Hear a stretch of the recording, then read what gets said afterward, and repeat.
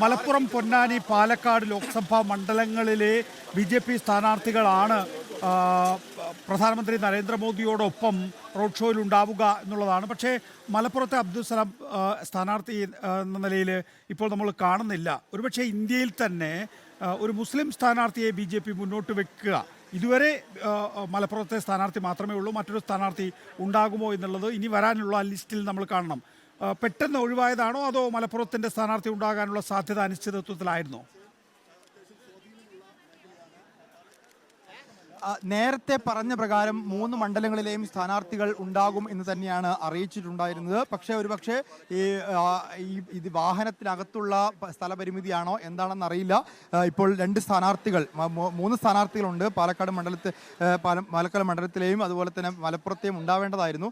ഇപ്പോൾ നിലവിൽ നമ്മൾ കണ്ടത് 2 മണ്ഡലങ്ങളിലെ സ്ഥാനാർത്ഥികളെ മാത്രമാണ്. പാലക്കാട്ടെ സി കൃഷ്ണകുമാറും പൊന്നാനിയിലെ നിവേദിത സുബ്രഹ്മണ്യനുമാണ്. പക്ഷേ ഈ സ്റ്റാർട്ടിംഗ് പോയിന്റിൽ ഇതിൻ്റെ തുടക്കത്തിൽ അബ്ദുൽ സലാമും ഉണ്ടായിരുന്നു. അദ്ദേഹം പക്ഷേ ഈ വാഹനത്തിൽ കയറിയില്ല. ഇപ്പോൾ അതിനകത്ത് വലിയ സ്ഥലപരിമിതികൾ ആ വാഹനത്തിനകത്തുണ്ട്. ഇനി അതുകൊണ്ടാണോ അല്ലെങ്കിൽ പ്രോട്ടോകോൾ അദ്ദേഹം ആ പട്ടികയിൽ ഉണ്ടായിരുന്നില്ലേ എന്നുള്ള കാര്യങ്ങളൊക്കെ പരിശോധിക്കേണ്ടതുണ്ട്.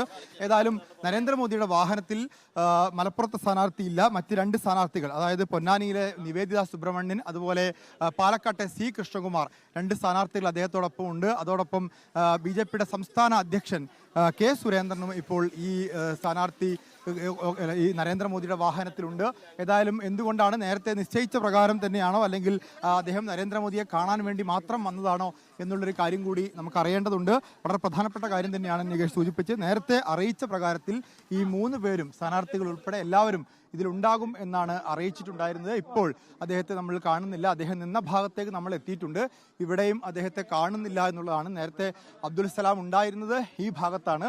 അദ്ദേഹം ഇപ്പോൾ ഇവിടെ ഇല്ല. ഇപ്പോൾ സ്വാഭാവികമായിട്ടും അബ്ദുൽ സലാമിൻ്റെ വാഹനം ഇവിടെ നിന്ന് കടന്നു പോയിട്ടുണ്ടായിരിക്കണം. ബി.ജെ.പി. നേതൃത്വത്തോട് നേരിട്ട് ആരായേണ്ട ഒരു ചോദ്യം കൂടിയാണത്. കാരണം നേരത്തെ നികേഷ് സൂചിപ്പിച്ച പോലെ തന്നെ അബ്ദുൽ സലാമിന് ഇന്ത്യയിൽ തന്നെ വലിയ പ്രത്യേകത ബി.ജെ.പിയുടെ സ്ഥാനാർത്ഥി പട്ടികയിലുണ്ട്. ഏക മുസ്ലിം സ്ഥാനാർത്ഥി എന്നുള്ളത് അദ്ദേഹം തന്നെ നേരത്തെ അവകാശപ്പെടുകയും ചെയ്ത കാര്യമാണ്.